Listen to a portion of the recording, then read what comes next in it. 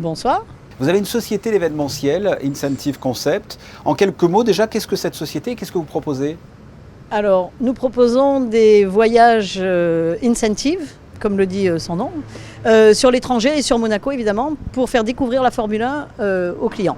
C'est-à-dire aux clients, ça peut être des entreprises ou des individuels. Très bien. Et là, faites-nous rêver, quel type de package vous proposez? Quelle expérience peuvent vivre les personnes qui font appel à vous là, pour ce Grand Prix? Des terrasses bien sûr, puisqu'on a quand même des terrasses, on est quand même le circuit où il y a la plus grande vue depuis une terrasse sur le circuit, qui est quand même assez incroyable.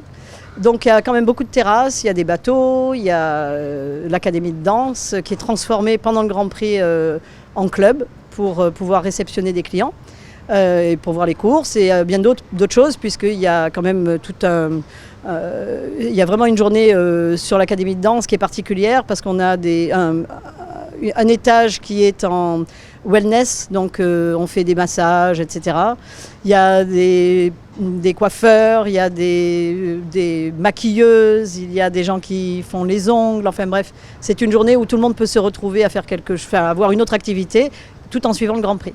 Oui. Est-ce qu'il y a du changement en termes de clientèle suite à la crise sanitaire et le conflit russo-ukrainien? Alors, je pense que cette année, on ne sent pas trop le conflit russo-ukrainien, bien qu'il y ait beaucoup moins de Russes évidemment que d'habitude. Cela étant, je pense que ça, on risque de le sentir plus l'année prochaine.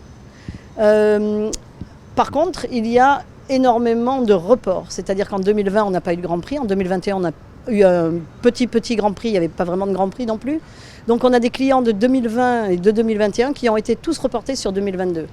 Et en étant reportés sur 2022, ça fait des Grands Prix comme aujourd'hui, du jamais vu. Quand vous dites du jamais vu, c'est-à-dire vous êtes full, vous êtes plein? Tout le monde, plein? je pense que tout le monde est full, il n'y a plus un ticket de tribune, il n'y a plus rien du tout, il n'y a plus rien à vendre, ou à acheter surtout. Enfin, il n'y a absolument rien, tout le monde est à capacité maximum. Donc c'est quand même du jamais vu pour un Grand Prix à Monaco.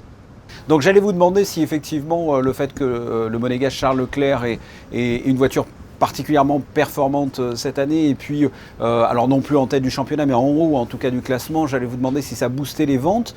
Il n'y a même pas eu besoin parce que ces reports finalement ont permis de tout remplir cette année, c'est bien ça? Exactement, c'est ça.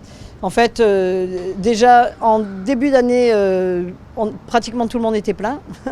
Déjà en janvier, je vous parle de janvier 2022, parce qu'il y avait tellement de reports qu'il n'y avait pas de possibilité d'ajouter trop de groupes ou de grand nombre de personnes en tout cas.